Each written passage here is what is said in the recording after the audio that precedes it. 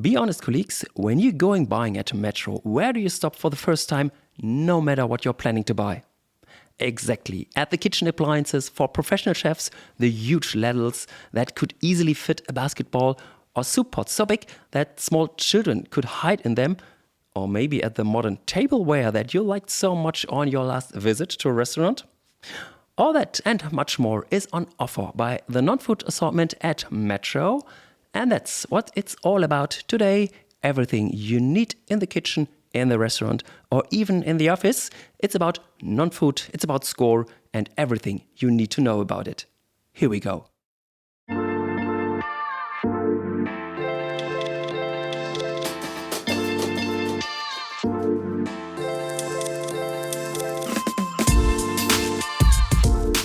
Metro generates annual sales of around 2 billion euros with non-food products. Most of this comes from the categories kitchen, cooking and table, as well as seasonal and outdoor.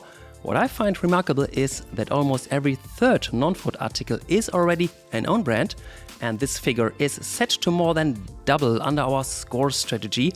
How Metro intends to achieve this ambitious goal by 2030 and what will change in our sourcing and our sales as part of the wholesale transformation of Metro is explained to you today in more podcast, Wholesale to the Max.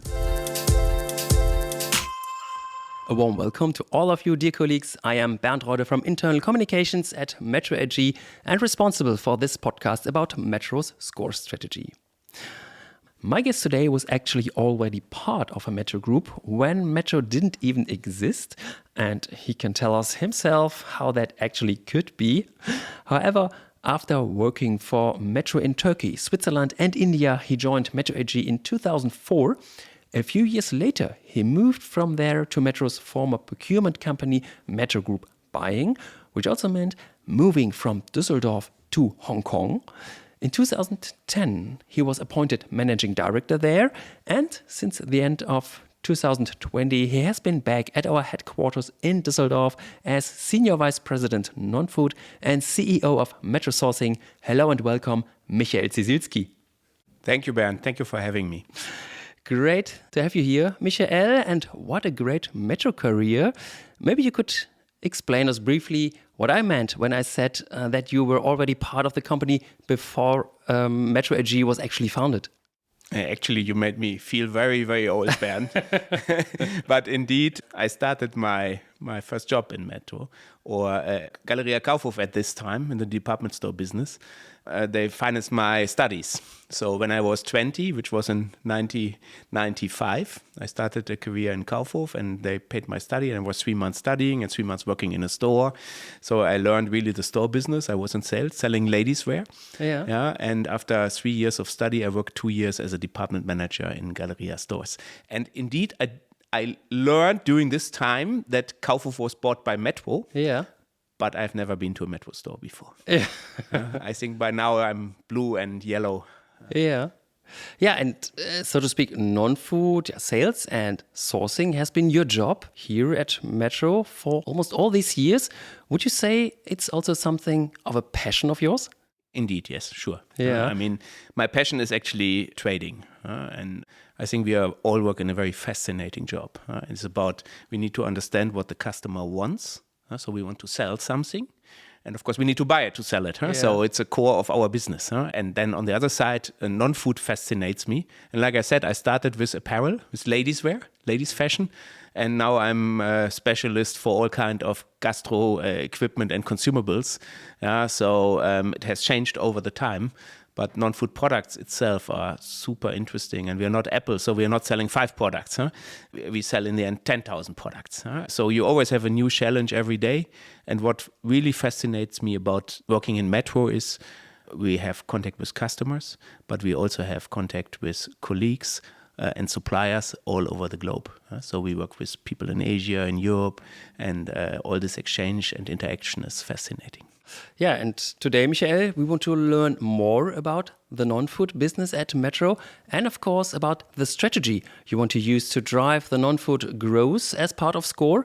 But we also want to find out more about you personally, Michael, and get to know you better. Hopefully, this will be the case when you will tell us in our questionnaire what our fundamentals mean to you, and of course, also by listening to your sound souvenir towards the end of the episode, Michael, when we will find out which particular sound inspires or motivates you, or which you connect with something that is of great importance to you. But let's first start with the topic of non-food at Metro. Metro sometimes describes itself as a food company, but never as a non-food company. At least I've never heard that before. Michael, does that bother you from time to time? Not really, because we are not a non-food company. And we have to take that. So in the end, our customers come in first place to us because they have a need to buy food. And nevertheless, non-food is super important. And even if it's only 10%, it's still 2.3 billion, and that's a lot. And non-food differentiates us from the market, and it is really a USP. And not to forget, the profit in non-food is 3 times higher than in food. So I think it goes hand in hand. Yeah. So let's start with the basics of non-food. What are the most important product groups and categories when we talk about non-food? Let me highlight 2 product groups. The first one is, and you mentioned it in the intro, kitchen, cooking and table, or we say KCT. So, and even there we can cluster, and we can cluster into the real equipment. So that's a very large showcase, for example, or our famous induction cooker from the Sales Challenge, or the microwave, which is coming in September. So all kind of electrical devices. And then the second category is everything what you use in the kitchen. That is a knife, the pot, the fry pan. And then the third big category in this frame is everything what you have in your guest room. And these are the plates, the glasses, the tablecloths, the cutlery, the candle. So everything what you really need in a restaurant business. Yeah. And coming to some key figures for non-food, can you give us some examples? Maybe what are the 2 or 3 key figures that you can present? You presented it also in your intro already. Actually, we have an own brand sales of almost 700 million, which makes it more than 30% in non-food. And we grew in the last year, I think, 4 percentage points. So we have a clear strategy to further grow own brand above 60% till 2030. And that will make the own brand sales then far more than 1 billion. Yeah, and we will talk about this when we come to your score goals in terms of that. The head office of Metro Sourcing is in Hong Kong due to its proximity to our suppliers in China. Michael, can you tell us a bit more about how our colleagues work there and about the structure of the non-food sourcing organization in general? Let me frame it a bit different. So we do not talk only about sourcing when we talk about non-food, because I would frame the job a bit wider. And at first thing, I always explain that our role is 10-20% to frame and define the non-food strategy. What is non-food in Metro? Where we want to be, what we want to be. What is our target? What is a common target, which then locally will be adapted. But we have a very clear strategy where we want to go with Metro and what we want to sell for non-food. Our mission is we want to be the reference for equipment and consumables. Means if a restaurant owner wakes up in the morning and he needs a new showcase, a new pot, whatever, he first thinks about Metro. This is one part. Second part, we want to be the price leader for all consumable. That means we have the cheapest price in the market for burning paste, for vacuum bag, for all kind of products which are competitive and which have a high replenishment need. So this is what is a must basic we need to achieve. But this is one element. And then the second element is that we are the own brand supplier. I always say we are the own brand supplier of Metro. For a very simple reason, because more than 80% of the own brand products are sourced by Metro Sourcing in Asia or in Europe. And how are we structured? We have a very lean offer team here in Düsseldorf. And this team is working in co-creation hand in hand together with the countries on the assortment. So we have a team working on what do we want to sell in kitchen, cooking and table. And then we align it with the big countries. We work together with the big countries. For example, we use the quality team of France, or we use a category manager of Italy to get expertise. And then we define what is our assortment. And when we have defined this assortment with the offer team, we move it to the sourcing organization. And the sourcing organization is, like you said, headquartered in Hong Kong. But we have offices in Hong Kong, in Shanghai, in Vietnam, in Turkey, and in Düsseldorf for Europe. And then we find the best source for the products. And then we bring it to life, basically. Yeah. And maybe you can explain or describe also the process. How do you come to a decision about certain product or product groups? So, for example, what kind of knife do we want to sell in the next years? How do you come to these decisions? I mean, we don't start at zero. Yeah. So we have a base over all the time. But we go into a dialogue, actually, and we're using expertise. We have kind of like a circle where we say we do a permanent feedback and improvement loop, and we use chefs. We have partner restaurants here where we get the feedback. We talk to the category managers. They talk to their chefs and to their consumer circles. And then we need to find the trade-off as well, because we are working, of course, here we need to work on commonality. And there might be the request to have a bit lower quality in country A, while in country B we have a bit higher quality demand. So we need to find the right level. And I think that's always about, if you talk about commonality, it's always about trade-off and finding the perfect fit. Yeah. In one of the previous more podcast episodes, Emanuel Langdorf was my guest, and I talked to him about our ultra-fresh assortments, of course. And among other things, we talked about global megatrends and the changing customer behavior, which has a strong influence on our products and the procurement of them. Are there also any megatrends and market changes in the non-food sector? Yes, there are megatrends. And I think they're the same like in many other areas. So we talk about digitalization, we talk about convenience, and we talk about sustainability. However, we need to ask ourselves the questions, what does that mean for our customers? And how has it an impact on what the products they need? And we see that in gastronomy it's very difficult to find staff, for example. So maybe they have changing personnel. Maybe also convenience plays a role, that they need a different way to cook, sous vide, for example. But also our devices need to be easy to be operated.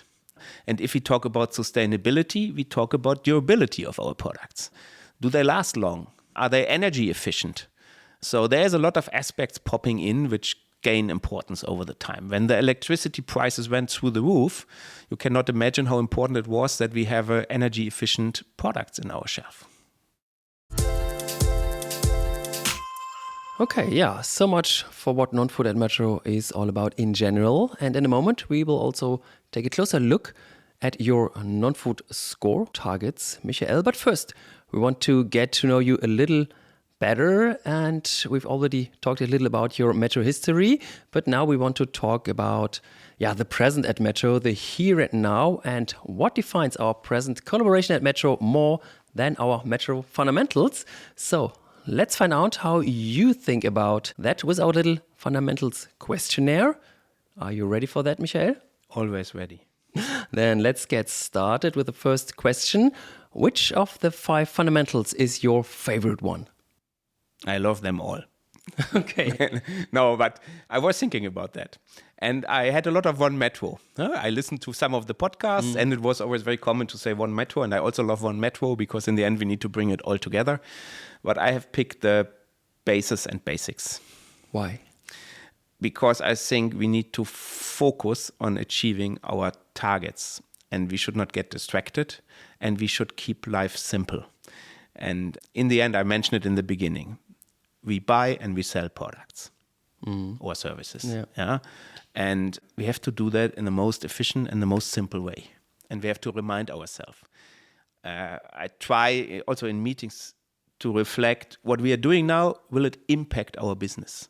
Will it be visible in the shelf? How fast are the products on the shelf? What is hindering it? What is blocking us? Sometimes we have so many internal discussions. And I think we can improve a lot. Yeah, and keeping life simple leads me direct to my next question. Where in your working environment do you think simplification is most needed? I have a clear mission, actually, in non-food. We call it core range, to implement the core range, because, I mean, in the end, we get efficient and we get best prices if we work together. if we have commonality across our 700 stores, online, FSD channels, and if we have huge volumes. So we defined now in the last months a core range, which is about 800 products. But these 800 products in non-food, they create more than 30% of the own brand sales. And we want to focus on these products to have them at first really in all countries on the shelf and to achieve best prices for these articles, to work on the best way of supply for these articles, to focus really on core. And for these articles also we create much more services for the countries. Like we do planograms, how to present. We give materials for a rebuy guarantee. We give a marketing support. We make a video on the packaging with a QR code. So less is more. And so we really want to focus on driving the essentials. Yeah. And let's go even a step further. What would you like to abolish because it had no impact so far? Is there something? That's a very difficult question, Bernd. I mentioned it before, we should reflect on certain processes. Are they needed and how detailed are they needed? Do we need 100%? Can we go for 80%? Focus on the product. I mean, in my nature, in my DNA, I like to focus on products. I love products. And maybe I'm not the biggest fan of a risk assessment, but I know a risk assessment is needed. But do we need to make it bottom up through all levels and define and find the smallest risk available, or can we keep it on a level where we need to do it? Yeah, I see. Okay, and how do you create an open working environment where people, your team, can bring our fundamentals to life? Well, this one you need to ask my team. But they are not here. I'm not sure if my colleagues see it in the same way, but I think that I'm at first approachable, that I try to be also support, that sometimes I'm also moody, I have to say, but I think most of the time I try to enjoy what I do. I like to be in the office, by the way, because I think that we need this interaction. I like to interact with people. When I'm 2 days at home, I feel not full of energy. So I think that's part of my DNA, is that I like to interact with people. When I worked in the sales, I like to interact with the customers. It's important to me. And I think that makes it maybe easier to work with me. Yeah, so quite a lot, I would say. Last question. Which 3 words would best describe one metro to you? One metro. Teamwork. Together. And compromise. Because if we want to be one, we need to make compromises. Because the best for the group might not be always the best for one individual country or department. Okay, yeah, Michael. Now we know what's important to you in terms of our fundamentals and how you deal with it. But that's not enough about you. Of course, we want to find out a little bit more, and therefore we will listen to your sound souvenir later. But now we have already a very quick listen to make it a little more exciting. And once again. Okay, sounds interesting, but as always, we will listen to what exactly it is and what it means for you towards the end of this episode. But first, I would like to talk about non-food as part of our SCORE strategy, because our growth strategy runs through all areas of Metro, and of course, it also has a major impact on our non-food assortments. Let's start by talking about your general SCORE targets for non-food. You've mentioned before, and I find it very interesting, that the growth is not happening in terms of sales, but rather basically by expanding the share of own brands, right? Yes. If you look at Metro and how we got big, we had a lot of SEO business, and we sold trampolines and leather jackets, and I bought my ties in Metro. And I think we accelerate the transformation now. We put last September, we put the non-food transformation project in place where we said, how can we accelerate this? We need to also really change now fundamentally the thinking in us, and that includes me, because our customers are not shoppers. And I think it's not new. You had that in several podcasts. Our customers come to Metro for products, and they want a reliable partner, and they come with a clear demand. And we need to find solutions for our key target customers. And what changes for non-food go hand in hand with this wholesale transformation? So away from retail and to be a pure wholesaler? In the transformation, we built actually 3 blocks. And the first block is the block on the offer.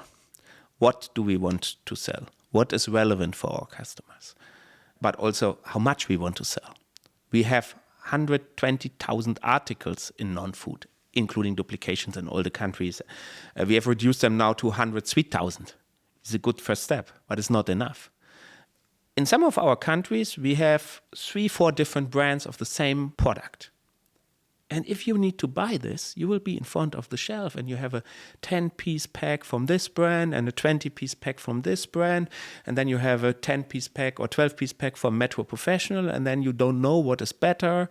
You will start comparing the prices and you just waste your time. And in these categories, we can only focus on own brand. We only give one solution to our customer, which fulfills all needs.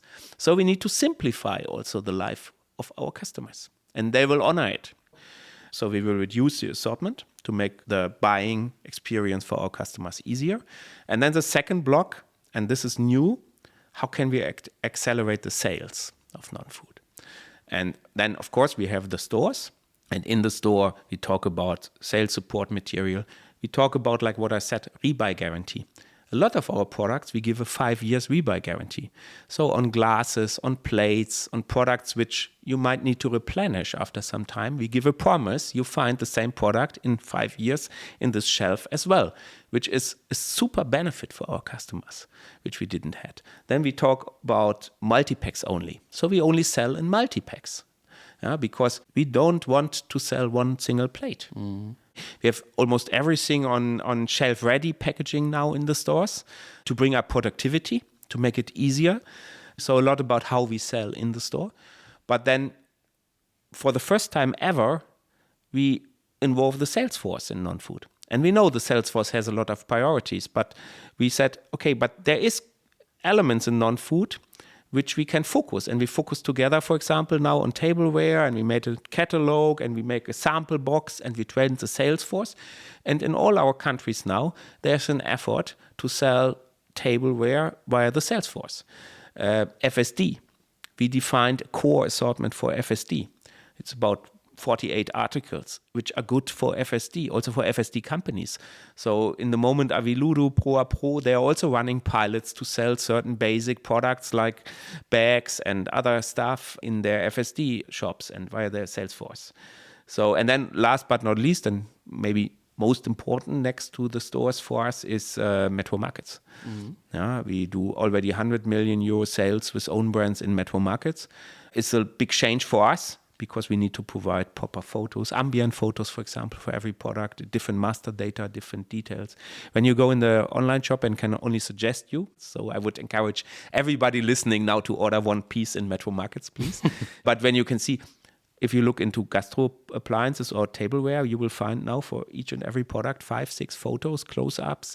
You will find ambient photos. So I think we have improved a lot here, and we have a huge potential. Yeah. And does this also have an impact on the procurement strategy for non-food articles in the future? Which is my third block. So the first block was about the offer, what we want to offer, and what are the products and what we don't want to offer. The second is about the selling, like I said, how we want to sell in the store, in FSD companies, online. And the third block is how we want to source. And there's 2 important elements. There's only 2. You can drill it down on 2 parts. Cost of goods sold. How do we get a better price for the products? So with all the efforts of massification, of streamlining the range, of having more own brands, on focusing on having the same articles in all the countries, we need to provide a better price. And we set ourselves the target that we will bring the COGS down by 3 to 5%. We start to measure this. We have seen, for example, for the sales challenge for the microwave, which we will sell in September, we bought 55,000 pieces and we could achieve a 12% better buying price than before. And that's substantial. So it's about how do we get better prices. And the second block is about availability. Didn't mention that before, but we need to have, especially if you have only one product, you need to make sure it is available. So we need to have buffer stocks. We have this MIS platform where we put stocks on top to what the countries ordered to ensure the availability. So COGS and availability. That is the two top priorities for the sourcing. Okay.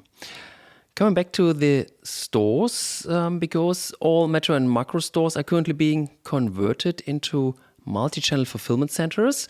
And this often means converting non-food areas into packing areas for the FSD business. Does this mean, Michael, that non-food is being pushed back in the stores? I think we have enough space. Of course, we need to have a productivity to get the space. But we have non-food formats with 1,000, with 1,500 square meter, which can be very productive. And I think it's really about making the space we have productive. And I don't feel that we are squeezed away. No.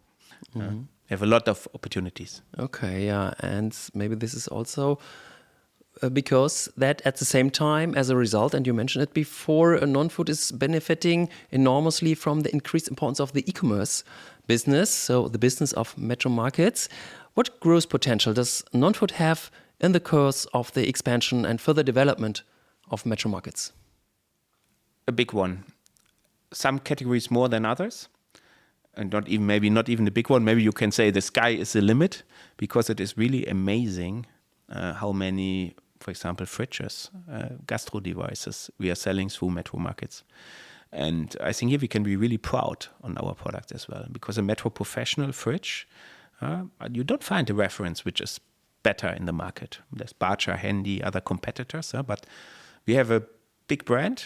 Customers trust in us. And if you go online, it makes a difference if it's a Metro Professional product or if it's a unknown brand. And I think when we talk to restaurants or when you look in the kitchen, our induction cooker, for example, you will see very often. So our customers trust in the brand. And I think a lot of people want to have also Metro product. And with Metro Markets, we also make it available. I mean, our market share is in most categories everywhere below 10%. So we have a big potential together. And the growth rates we see are amazing. Yeah.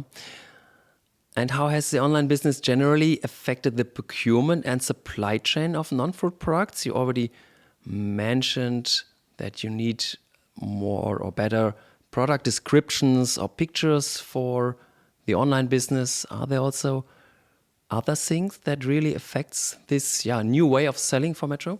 Yes, I mean, the master data and pictures are one. And this is what our colleagues need to learn and which we need to provide. And I think we did big steps, but also packaging, for example. It's very simple topics. What is easy handling for a Metro store might be very complicated for Metro Markets. Let's take chairs, for example. We like to ship them stacked. It gives you a lower freight rate and you have a big pile of chairs and then you move it in the store or in the warehouse and happy days. But in online, you need to ship it to an end customer. So that means that somebody needs to put then 2 pieces, 4 pieces and put it in a box again and send it out. Or certain articles are not easy to handle. So we are learning a lot there, how to get productive. And we might need to have different packaging for online and offline business, yes. But still the same product. Yeah. And has this also changed the way of working in the non-food departments or at Metro Sourcing in Hong Kong or in the other locations? Yes, sure. I mean, Metro Markets is a fundamental part of the business. They are part of the competence teams. We involve them in all decision making. But there's nothing what is really radically different in the sourcing. We're still a sourcing entity, and we need to find the best product. for our customers, and the products are more or less the same. Certain elements are different, and the focus is changing, and we need to learn. But we always need to learn, so. Hey everyone, we've just heard a lot of news from Michael about Metro's non-food assortment, and I would like to emphasize one thing. If you want to get an overview of our great non-food products and if you want to order them right away, then you can't go past our online marketplace, Metro Markets. Our colleagues there have come up with a truly innovative concept. The idea of offering a comprehensive assortment of more than 800,000 products tailored to the needs of the HoReCa industry is truly impressive. Moreover, Metro Markets has set itself ambitious growth targets. Sales are to increase to 3 billion euros by 2030. At the same time, the digital share of Metro's total sales is to grow to at least 40%. And in other words, you can say Metro Markets is paving the way for Metro into the digital future of our wholesale business. And you can find more information about Metro Markets on the digital marketplaces of the 6 Metro countries where Metro Markets is represented, or directly on the Metro Markets website. Please also listen to episode 13 of More Podcast, in which I talk to Philipp Blome, the CEO of Metro Markets. And as always, you can find all this information and the links to it in the show notes of this episode.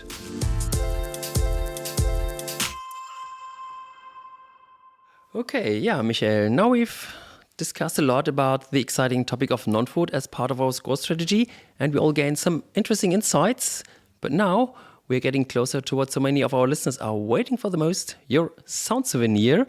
Because just like every guest at More Podcast, you have brought us a very special sound, something that inspires you, motivates you, or simply puts a smile on your face. And now we're all eager to find out what it is. So, Michael, let us hear, what sound did you bring? Okay, here it is. I'm very excited, Bernd, if you can guess that.